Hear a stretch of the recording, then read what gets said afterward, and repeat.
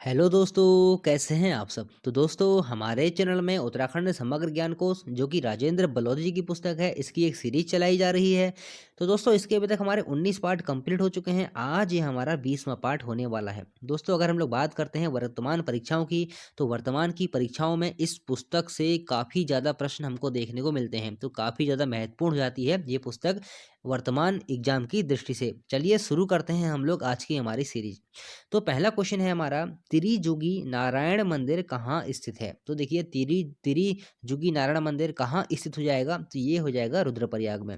देखिए, मंदिर महत्वपूर्ण क्यों है। ये मंदिर इसलिए महत्वपूर्ण है, भगवान शिव व पार्वती का विवाह भगवान विष्णु की उपस्थिति में यहीं संपन्न हुआ था। अगर हम लोग बात करते हैं पौराणिक ग्रंथों की, तो उनसे हमको ये जानकारी मिलती है कि भगवान शिव व पार्वती का विवाह भगवान विष्णु की उपस्थिति में यहीं संपन्न हुआ था। तो इसीलिए ये मंदिर बहुत ही महत्वपूर्ण हो जाता है। इसलिए आपको याद रखना है, जो त्रिजुगी नारायण मंदिर होगा वो भगवान शिव व पार्वती के विवाह से संबंधित रहेगा। चलिए ठीक है, देख लेते हैं हम लोग दूसरा क्वेश्चन। दूसरा क्वेश्चन है हमारा, रुद्रप्रयाग का नाम रुद्रावर्त कहाँ मिलता है।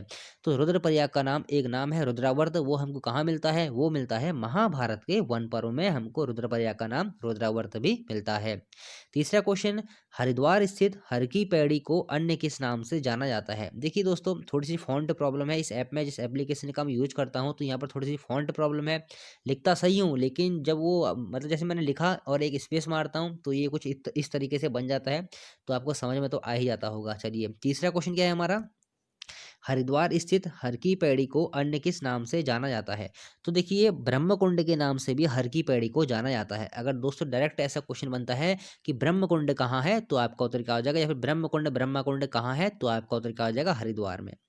चौथा क्वेश्चन है हमारा, राज्य में किंकिलेश्वर मंदिर कहाँ है। तो राज्य में किंकिलेश्वर मंदिर कहाँ हो जाएगा, ये हो जाएगा श्रीनगर पौड़ी में। चलिए ठीक है, देख लेते हैं हम लोग अगला क्वेश्चन। अगला क्वेश्चन है हमारा पांचवा क्वेश्चन, कटकेश्वर घस्या महादेव मंदिर राज्य में किस जनपद में स्थित है। तो देखिए, कटकेश्वर घस्या मंदिर महादेव मंदिर राज्य में पौड़ी जनपद में स्थित हो जाएगा। देखिए दोस्तों, वर्तमान की जो परीक्षाएं हैं ना, वर्तमान की कहें या पहले की परीक्षाएं कहें, तो मंदिर जो पूछे, मंदिर जो है वो हर परीक्षा में पूछा ही आता है। तो यहाँ पर जो भी मंदिर लिखे हुए हैं, इनको आप लिख लीजिए, नोट कर लीजिए और याद कर लीजिए, क्योंकि हर परीक्षा में एक ना एक मंदिर के बारे में अवश्य ही पूछा जाता है। तो कटकेश्वर घस्या महादेव मंदिर कहाँ पर स्थित हो जाएगा, तो ये है पौड़ी जनपद में। चलिए ठीक है, छठा क्वेश्चन है हमारा, अष्टावक्र मंदिर राज्य में कहाँ स्थित है। तो अष्टावक्र मंदिर राज्य में पौड़ी जनपद में ही स्थित रहेगा। चलिए ठीक है, अगला क्वेश्चन हम लोग देख लेते हैं, सातवां क्वेश्चन है हमारा, दत्तात्रेय जड़ भरत मंदिर कहाँ स्थित है। तो देखिए, दत्तात्रेय जड़ भरत मंदिर उत्तर काशी में स्थित हो जाएगा। चलिए ठीक है, आठवां क्वेश्चन, माधो सिंह भंडारी बनवारी दास लोधी रिखोला किस परमार शासक के सेनापति थे। देखिए, जब हम पढ़ रहे थे ना उत्तराखंड का इतिहास, तो वहाँ हमारा चैप्टर आया था महीपति शाह। तो महीपति शाह वाली वीडियो में मैंने आपको पढ़ाया था माधो सिंह भंडारी के बारे में, बनवारी दास के बारे में और लोधी रिखोला के बारे में। सारा कुछ इनके बारे में वहाँ से मैंने डिटेल से आपको बता रखा है। तो अगर एग्जाम में क्वेश्चन ऐसा बनता है कि माधो सिंह भंडारी बनवारी दास लोधी रिखोला किस परमार शासक के सेनापति थे, तो आपका उत्तर क्या हो जाएगा, महीपत शाह के। चलिए ठीक है, नवा क्वेश्चन, हिमालयन फोकलोर पुस्तक के लेखक कौन है। तो हिमालयन फोकलोर पुस्तक के लेखक कौन हो जाएंगे, ये हो जाएंगे तारादत्त गैरोला। चलिए ठीक है, 10वां क्वेश्चन है हमारा, देहरादून स्थित राजपुर केनाल का निर्माण किसने करवाया। तो देहरादून स्थित राजपुर केनाल का निर्माण करवाया है महारानी कर्णावती ने। चलिए ठीक है, महारानी कर्णावती भी मैं आपको पढ़ा चुका हूँ परमार शासकों वाले वीडियो में, उनके बारे में सारी की सारी जानकारी वहाँ से मैंने आपको दी थी। और ये अगर आपने नहीं देखी है, तो यहाँ पर आप देख लीजिए, जो राजपुर केनाल का निर्माण कौन कराएगा, ये कराएगा महारानी कर्णावती। अगर महारानी कर्णावती के बारे में और अधिक आप लोग पढ़ना चाहते हैं, तो हमारे चैनल की प्लेलिस्ट में जाइए, और जो परमार शासकों वाली वीडियो है, वहां पर आपको महारानी कर्णावती के बारे में सब कुछ मिल जाएगा। अगला क्वेश्चन, मतीराम रतन कवि जटाधर और भूषण कवि किस परमार शासक के दरबार में रहते थे। थोड़ी सी टाइपिंग मिस्टेक है, रहते थे आएगा यहाँ पर। तो ये रहते थे फतेहपति शाह के दरबार में। देखिए, फतेहपति शाह के दरबार में 9 रत्न रहा करते थे इनके दरबार में, और मतीराम रतन कवि जटाधर और भूषण, ये भी परमार शासक फतेहपति शाह के दरबार में ही रहा करते थे। चलिए ठीक है, देख लेते हैं 12वां क्वेश्चन। 12वां क्वेश्चन है हमारा, केंद्र सरकार द्वारा उत्तराखंड में कहाँ महासीर मत्स्य विकास परियोजना संचालित की जा रही है? तो देखिए, केंद्र सरकार द्वारा उत्तराखंड में महासीर मत्स्य विकास परियोजना भीमताल में संचालित की जा रही है। फिर देखिए 13वां क्वेश्चन, सुरकुंडा सुरकुंडा देवी मेला कहाँ लगता है? उत्तराखंड में सुरकुंडा देवी मेला किस जनपद में लगता है? तो ये लगेगा टिहरी जनपद में। 14वां क्वेश्चन, भद्रकाली शक्तिपीठ कहाँ है? तो देखिए, भद्रकाली शक्तिपीठ कहाँ हो जाएगा? ये हो जाएगा बागेश्वर में। दोस्तों, मेरा प्रयास यही रहता है कि मैं आपको एक सीरीज में कम से कम समय में अधिक से अधिक क्वेश्चन दे सकूं। देखिए, अब मैं ऐसा नहीं करता जैसे मैंने मान लिया पहले एक क्वेश्चन लिखा यहाँ पर पूरा क्वेश्चन, फिर उसके 4 ऑप्शन मैंने यहाँ पर दिए, 4 ऑप्शन को मैं बोलते रहूं, ऐसे ही आपका समय भी जाया होगा और मेरा भी समय जाया होगा। तो डायरेक्ट क्वेश्चन लिखता हूँ और डायरेक्ट ही उसका उत्तर लिखता हूँ। इससे क्या होता है, समय भी बचता है हमारा और वीडियो भी ज़्यादा लंबी नहीं होती है। चलिए ठीक है। 14वां क्वेश्चन हो गया हमारा, भद्रकाली शक्तिपीठ कहाँ हो जाएगा? बागेश्वर में। उसके बाद देखिए 15वां क्वेश्चन। 15वां क्वेश्चन काफ़ी महत्वपूर्ण है, स्याही देवी मंदिर उत्तराखंड में कहाँ स्थित है? तो स्याही देवी मंदिर उत्तराखंड में स्थित है शीतला खेत अल्मोड़ा में। हो सकता है ऑप्शन में आपके शीतला खेत आए, अल्मोड़ा ना आए, हो सकता है ऑप्शन में आपके अल्मोड़ा आए, शीतला खेत ना आए। तो दोनों ही आपको याद रखने हैं। अगर आपको याद है शीतला खेत कहाँ पड़ता है, अल्मोड़ा में पड़ता है, तो आपको उत्तर देने में कोई कठिनाई नहीं होगी। तो स्याही देवी मंदिर उत्तराखंड में कहाँ पर स्थित है? ये है शीतला खेत में। चलिए ठीक है। अगला क्वेश्चन 16वां क्वेश्चन, खलिया टाप व बिटुली धार पर्यटन स्थल कहाँ पर स्थित है? बहुत ही महत्वपूर्ण है दोनों के दोनों। खलिया टाप व बिटुली धार पर्यटन पर्यटन स्थल कहाँ पर होंगे? ये होंगे पिथौरागढ़ में। चलिए ठीक है। फिर देखिए 17वां क्वेश्चन है हमारा, वेदमाला ग्रंथ की रचना किसने की? तो वेदमाला ग्रंथ की रचना की पंडित हरिराम धस्माना ने। बहुत ही महत्वपूर्ण ये रचना है। चलिए ठीक है। फिर देखिए, उत्तराखंड आयुर्वेदिक विश्वविद्यालय की स्थापना कब व कहाँ हुई? तो ये क्वेश्चन देखिए देखिए दोस्तों, यहाँ पर मैंने इसलिए लिखा हुआ है क्योंकि देखिए, इस वाले क्वेश्चन में अधिकतर बच्चे कंफ्यूज रहते हैं हरिद्वार हरिद्वार या देहरादून में, क्योंकि जो आयुर्वेदिक जो चीज़ें हैं अधिकतर, वो अधिकतर देहरादून में ना होके वो अधिकतर हरिद्वार में स्थित हैं। तो यहाँ पर थोड़ा-सा कन्फ्यूज़न बना रहता है कि अगर कोई क्वेश्चन आयुर्वेद से संबंधित आ गया तो उसका जो माइंड में जो मेंटालिटी बैठी हुई है तो उसका उत्तर हरिद्वार की तरफ ही जाता है। लेकिन यहाँ पर से आपको ये ध्यान रखना है, उत्तराखंड आयुर्वेदिक विश्वविद्यालय की स्थापना 2 बार लिख दिया गया है, थोड़ा-सा यहाँ पर टाइपिंग मिस्टेक है।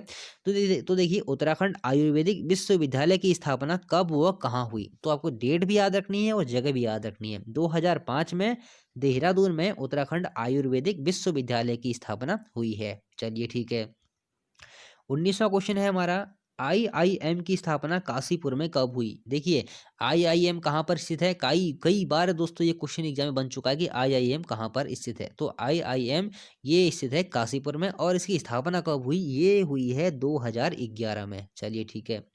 अगला क्वेश्चन 20वां क्वेश्चन है हमारा, लैंसडॉन का नाम पहले कालो का डांडा था, इसका नाम लैंसडॉन कब पड़ा? ये क्वेश्चन भी दोस्तों आ चुका है कि कालो का डांडा या फिर लैंसडॉन का पुराना पुराना नाम क्या था। ये क्वेश्चन बन चुका है हाल ही के एग्जाम में ही, शायद 2019 में ही कोई एग्जाम हुआ था, वहाँ ये बना था कि लैंसडॉन का पुराना नाम क्या था, तो उत्तर था कालो का डांडा।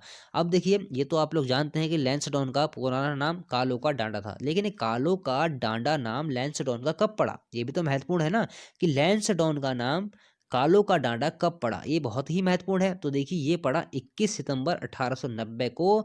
किसका नाम? लैंसडॉन का नाम कालो का डांडा का नाम, सॉरी मैं गलत बोल रहा हूँ, लैंसडॉन का नाम जो कालो का डांडा है, इस कालो का डांडा से लैंसडॉन जो नाम पड़ा, ये पड़ा कब? 21 सितंबर 1890 को। ये बहुत ही दोस्तों ये महत्वपूर्ण क्वेश्चन है। लैंसडॉन का नाम पहले कालो का डांडा था, इसका नाम लैंसडॉन कब रखा गया? तो आपका उत्तर क्या हो जाएगा? 21 सितंबर 1890 को। फिर देखिए, भारत के तत्कालीन वायसराय लॉर्ड लैंसडॉन के नाम पर यह रखा गया था। अगर क्वेश्चन ऐसा बनता है कि लैंसडॉन किसके नाम पर रखा गया है, तो भारत के तत्कालीन वायसराय लॉर्ड लैंसडॉन के नाम पर ही इनका नाम, जो कालो का डांडा नाम लैंसडॉन है, वो रखा गया है। चलिए ठीक है। 21वां क्वेश्चन, पौड़ी को नोटिफाइड एरिया कब बनाया गया? देखिए, पौड़ी को नोटिफाइड एरिया बनाया गया था 1949 में। चलिए ठीक है। फिर देख लेते हैं अगला क्वेश्चन। हमारा अगला क्वेश्चन है 22वां क्वेश्चन है हमारा, इंद्रकील पर्वत कहाँ है? इंद्रकील पर्वत कहाँ हो जाएगा? पौड़ी में। बहुत ही महत्वपूर्ण क्वेश्चन है आने वाले एग्जाम के लिए। तो इंद्रकील पर्वत कहाँ पर स्थित है? ये है पौड़ी में। चलिए ठीक है। 23वां क्वेश्चन, भीमी की मंगरी तथा भादो की मंगरी जलधाराएं कहाँ हैं? भीमी की मंगरी और भादो की मंगरी जलधाराएं कहाँ हैं? ये हैं पौड़ी में। चलिए ठीक। अगला क्वेश्चन 24वां क्वेश्चन है हमारा, पौराणिक ग्रंथों के अनुसार उत्तराखंड सहित हिमालय पार पर लिखा हुआ है, हिमालय पार होगा यहाँ पर, हिमालय पार के प्रदेश तिब्बत का प्राचीन नाम उत्तर कुरु तथा मेरठ हस्तिनापुर का नाम दक्षिणी कुरु था। देखिए इसको हम लोग समझेंगे अच्छे से।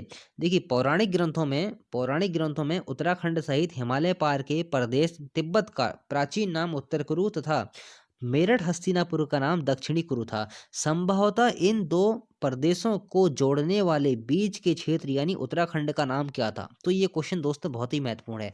वर्तमान में परीक्षाओं में क्या हो रहा है ना, कुछ अटपटे क्वेश्चन रख दिए जा रहे हैं 2-3, तो ऐसे क्वेश्चन बनने की संभावना रहती है। तो संभवतः इन दो प्रदेशों को जोड़ने वाले बीच के क्षेत्र का नाम क्या था? तो इसका नाम था कारूपथ। चलिए ठीक है। अगला क्वेश्चन 25वां क्वेश्चन है हमारा, सप्त सिंधु क्षेत्र की ऋग्वेदिक सिंधु को किस वर्तमान में क्या कहते हैं? सप्त सिंधु क्षेत्र की एक नदी थी ऋग्वेदिक सिंधु नदी। इस ऋग्वेदिक सिंधु नदी को वर्तमान में क्या कहा जाता है? तो आपका तरीका हो जाएगा अलकनंदा। ये क्वेश्चन दोस्तों बहुत ही महत्वपूर्ण है। चलिए ठीक है। देखिए सप्त सिंधु क्षेत्र की नदियां, अगर क्वेश्चन ऐसा बनता है कि जैसे कभी कभी क्या होता है, आपके सामने 4 ऑप्शन रखे जाएंगे, उनमें से ये पूछा जाएगा आपसे, बताइए कि इनमें से कौन सी नदी सप्त सिंधु प्रदेश में नहीं आती थी या फिर सप्त सिंधु क्षेत्र में नहीं आती थी। अगर आपको सातों नदियों के नाम याद है तो आप आसानी से इसका उत्तर दे सकेंगे। तो देखिए कौन कौन सी नदियां हैं, सरस्वती, अलकनंदा, धौली, पिंडारका, भागीरथी, मंदाकिनी और नवालका। नवलकानी नवालका होगा ये। तो ये आपको सप्त सिंधु क्षेत्र की नदियां याद रखनी है, सरस्वती, अलकनंदा, धौली, पिंडारका, भागीरथी, मंदाकिनी और नवालका, जिसको नयार भी कहा जाता है। चलिए ठीक है। 26वां क्वेश्चन है हमारा, पांडुकेश्वर ताम्रपत्र में पांडुकेश्वर ताम्रपत्र में थोड़ा सा टाइपिंग मिस्टेक हुई है यहाँ पर, आज लगता है टाइपिंग मिस्टेक कुछ ज़्यादा ही हो गई है। चलिए कोई दिक्कत नहीं है। पांडुकेश्वर ताम्रपत्र में उत्तराखंड क्षेत्र का क्या नाम मिलता है? तो देखिए पांडुकेश्वर ताम्रपत्र में उत्तराखंड क्षेत्र का हमें क्या नाम मिलेगा? कार्तिकेयपुर। ये दोस्तों बहुत ही महत्वपूर्ण क्वेश्चन है, एग्जाम में डायरेक्ट ऐसे बनेगा, पांडुकेश्वर ताम्रपत्र में उत्तराखंड क्षेत्र को क्या कहा गया है? तो आपका उत्तर क्या हो जाएगा? कार्तिकेयपुर। उसके बाद देखिए 27वां क्वेश्चन, लाखामंडल अभिलेख में उत्तराखंड क्षेत्र का क्या नाम मिलता है? तो लाखामंडल अभिलेख में उत्तराखंड क्षेत्र का क्या नाम मिलेगा? सिंहपुर राज्य। डायरेक्ट दोस्तों ये क्वेश्चन बनेंगे, या फिर ऐसे क्वेश्चन बनेगा, सिंहपुर राज्य उत्तराखंड का मतलब किस अभिलेख में उत्तराखंड के लिए सिंहपुर राज्य शब्द का प्रयोग किया गया है? तो आपको तरीका हो जाएगा लाखामंडल अभिलेख में। ये आपको याद रखने हैं। चलिए ठीक है। अगला क्वेश्चन हमारा 28वां क्वेश्चन है हमारा, समुद्रगुप्त की प्रयाग प्रशस्ति में उत्तराखंड क्षेत्र का क्या नाम मिलता है? तो देखिए समुद्रगुप्त की प्रयाग प्रशस्ति में उत्तराखंड क्षेत्र का नाम हमको मिलता है करतपुर। देखिए अलग अलग अभिलेख हैं, इन अलग अलग अभिलेखों में उत्तराखंड का हमको अलग अलग नाम मिल रहा है। तो दोस्तों ये प्रश्न एग्जाम में बनता है, जो भी अभिलेख हैं इन अभिलेखों का आपके सामने नाम लिखा जाएगा और आपसे ये पूछा जाएगा, बताइए कि इस अभिलेख में उत्तराखंड का हमें क्या नाम मिलता है? तो इसी प्रकार से समुद्रगुप्त की प्रयाग प्रशस्ति में उत्तराखंड क्षेत्र का नाम हमको क्या मिलता है? करतपुर। चलिए ठीक है।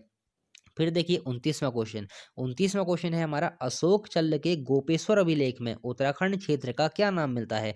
तो देखिए अशोक चल्ल के गोपेश्वर अभिलेख में उत्तराखंड क्षेत्र का नाम मिलता है रुद्र हिमालय व केदार भूमि। रुद्र हिमालय व केदार भूमि। दोस्तों अभी समय हो रहा है 1:04, क्योंकि देखिए हुआ क्या था, बहुत ज़्यादा बिजी था और पहले तो ये सोचा कि कल कोई वीडियो ना डालूं, लेकिन फिर सोचा चलिए आप लोगों की डिमांड रहती है सर रोज़ वीडियो लाया कीजिए, इसलिए अभी समय हो रहा है 1:04 और मैं आज रिकॉर्ड कर रहा हूँ इसे। तो काफ़ी लेट हो गया हूँ और मैंने सोचा क्यों ना चलिए आपको वीडियो दे ही दी जाए। तो कल सुबह ही जैसा कि मैं वीडियो अपलोड करता हूँ, तो मैंने सोचा चलिए पहले वीडियो को रिकॉर्ड कर लेते हैं, उसके बाद हम सोते हैं। तो अशोक चल्ल के गोपेश्वर अभिलेख में उत्तराखंड क्षेत्र का नाम हमें क्या मिलेगा? रुद्र हिमालय व केदार भूमि।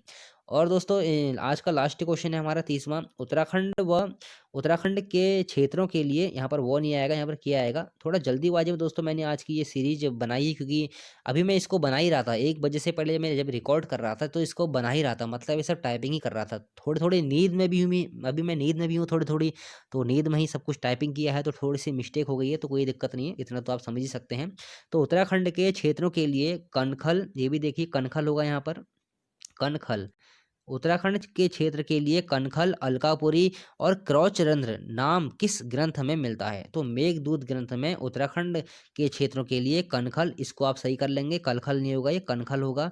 तो उत्तराखंड के क्षेत्रों के लिए कनखल अलकापुरी क्रौचरंद नाम किस ग्रंथ में मिलता है? ये मिलता है मेघदूत में। ये क्रौचरंद बहुत ही इंपॉर्टेंट है, इसको आपको याद रखना है। कनखल तो कई बार एग्जाम में आ भी चुका है और इसकी क्रौचरंद के आने की संभावना भी एग्जाम में काफ़ी है। तो दोस्तों आज की सीरीज हुई कंप्लीट और हमारे फेसबुक पेज से आप लोग ऐड हो जाइए, नीचे आपको डिस्क्रिप्शन में लिंक मिल जाएगा। तो दोस्तों मिलते हैं अगली वीडियो में, आज के लिए इतना ही। और अगली वीडियो आपकी जल्द ही आ जाएगी उत्तराखंड के इतिहास से संबंधित। तो चलिए, अगर वीडियो पसंद आए तो लाइक कीजिए और चैनल को सब्सक्राइब कीजिए।